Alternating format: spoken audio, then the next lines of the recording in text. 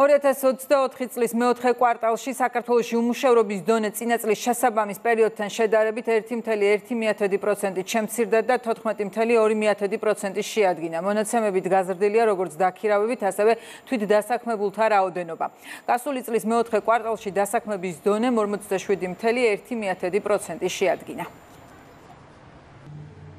2024 წლის მეოთხე კვარტლის მონაცემებით უმუშევრობის დონე წინა წლის შესაბამის პერიოდთან შედარებით 1,1% პუნქტით შემცირდა და 14,2% შეადგინა. აღნიშნული შემცირების მიზეზად გვევლინება უპირველეს ყოვლისა ის, რომ 2024 წელს 2023 წელთან შედარებით დაახლოებით 35,000 კაცით, ანუ 13% შემცირდა უმუშევართა რაოდენობა ქვეყანაში.